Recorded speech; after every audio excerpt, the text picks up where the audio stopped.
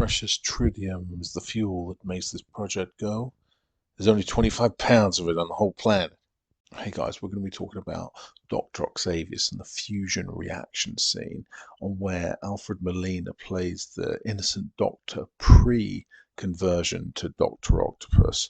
Now, what's interesting here is that, Alfred Molina is really innocent. He's got his loving wife watching the experiment. His passion for the fusion reaction is adamant, and he wants to show the Oscorp stakeholders and Harry and Tobey Maguire that this thing will work. And note that, obviously Peter Parker has already seeded with Alfred Molina that there is a flaw in the experiment and it could malfunction at any time. He chose to ignore that and push forward. And there's a little bit of a sort of ignorance being put in there at the early part of the experiment. And as we see the experiment unfold, the flaws slowly come to light. And I love the way that the tritium is the centerpiece here and how he's highlighted the importance of it being so rare and Oscorp having the money to fund the project, and the way Harry Osborn's looking on with delight, thinking the money's going to pour in after this fusion reaction. Gives him everything he needs. Your father would have been proud beyond your wildest dreams. Thank you. It's just great. Like, this is what we want to see. The capital behind the whole project and the shareholders so gleaming with joy. But I love the way that it just slowly falls apart under the watchfly Octavius, and he's absolutely obsessed with it. He forgets to see the flaw. And Peter Parker loves to see the paperclip show us the first vulnerability there, and the magnetism pull everything in. This is where we see the scene break down. There's some fantastic work here on Octavius's arms. There was about 15 men and women controlling Alfred Molina's arms at this point. There's puppetry as well as CG, so it's a real great combination of effects. And the way he looks to his wife, as if to say, is this really happening? She gives him the nod of knowing that her demise is probably going to happen. And her sort of death is quite powerful, really. The shard of glass pushing into Harry Osborn just flapping around. I'm in charge. And the way Spider-Man just says, this doesn't change anything. And he's just standing there in silence, Tobey Maguire thinking, well, you're an arse. I've just saved your life, That's annoying.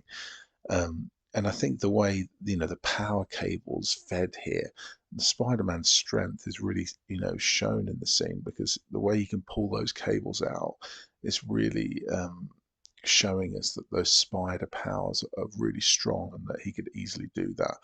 But the way Alfred Molina gets really peed off with Spider-Man, let's face it, it's Tobey Maguire who's already said to him, look, there's a problem with the experiment. So Spider-Man's coming into the scene knowing what's wrong here. He's not just willingly pulling any cable out.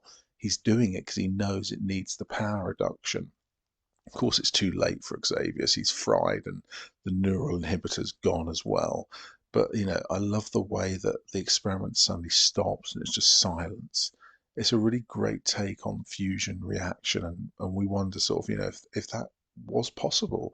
We know that, these things are happening in the real world. And the fact that this was made, years ago, I think they did a great job of seeing how this would actually be and how Octavius could actually achieve this.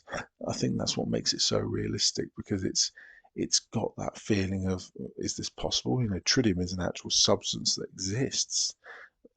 So all these sort of elements coming together for us to sort of look at it and say, this is actually quite realistic. This is not far-fetched.